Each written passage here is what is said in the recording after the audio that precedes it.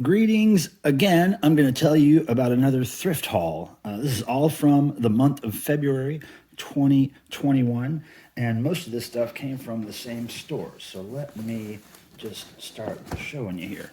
Now, this one here, first one, Hear and Tell, actual sounds we hear in our everyday world. I picked this up because I'm in an experimental industrial noise kind of band. And we haven't really been active the last decade or so, but we're planning on putting some new music together. So I got this because I think it might have some interesting sounds, jackhammers, sirens, stuff that we could sample and use for our recordings. Now, here's what I found interesting though. Leslie, Leslie Curtis, looks like was the owner of the record.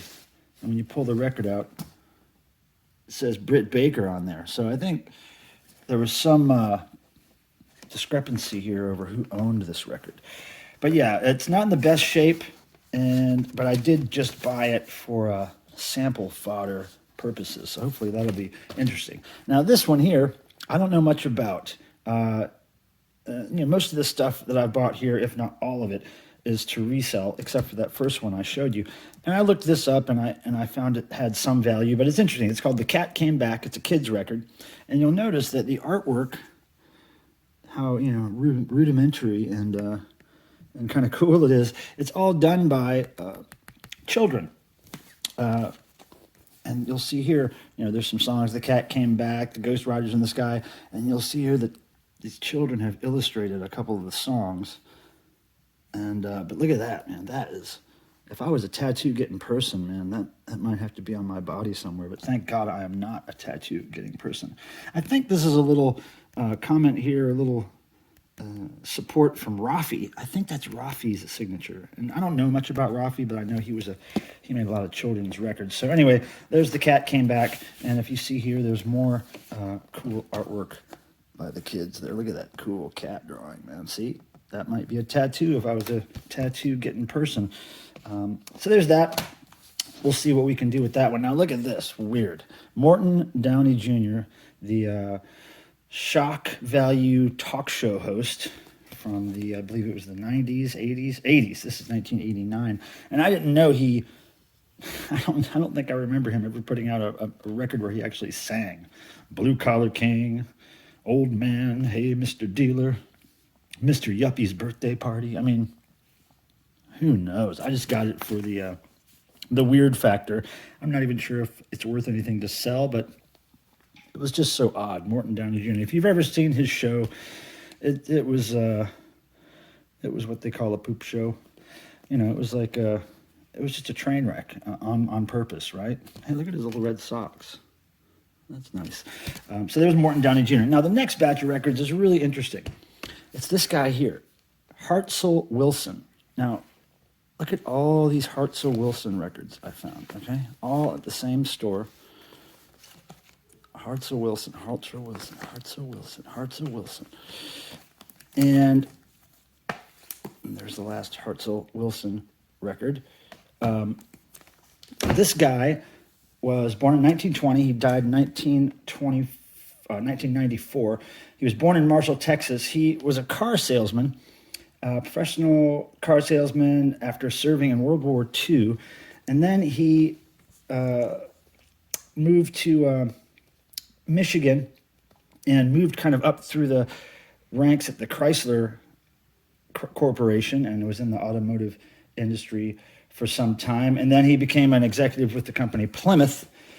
However, his true passion and calling was motivational speaking. He was a sales guy, and he put out tons of these records that just motivated people to, be positive, be better salesmen, the voice of professional salesmanship.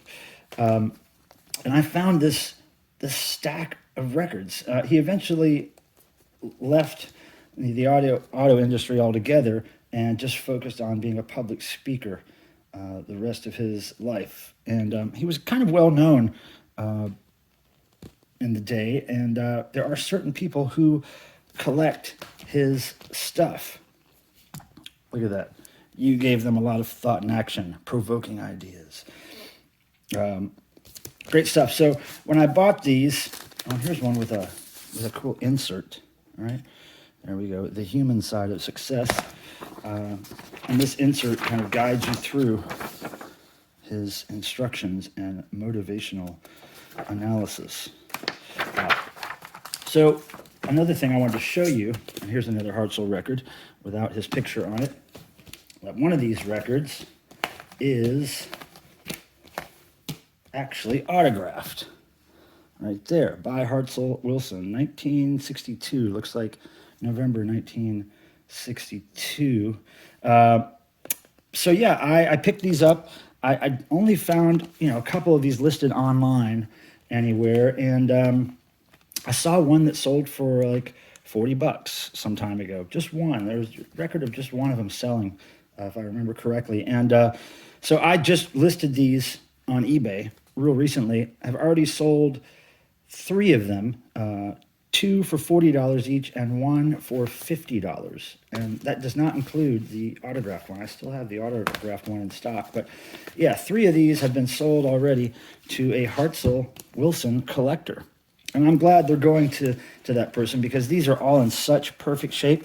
They're the kind of records that when you pull them out, you notice that they're still very crisply folded, and they look totally unplayed. It's just amazing. These must have come from a collection of somebody who knew him or had some kind of connection to the audio industry, because I even have a couple of duplicates of one of these. One of these is in duplicate. I can't remember which one. But in any case, Hartzell Wilson, found a ton of his records, already sold 3 of them for $40 or more each. So that's a win.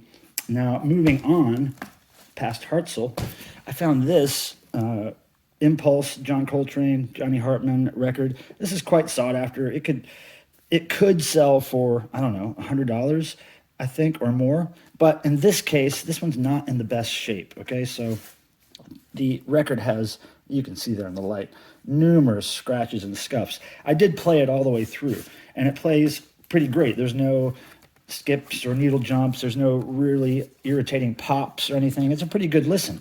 But on the inside, the dreaded mold. Mold damage. That's the worst.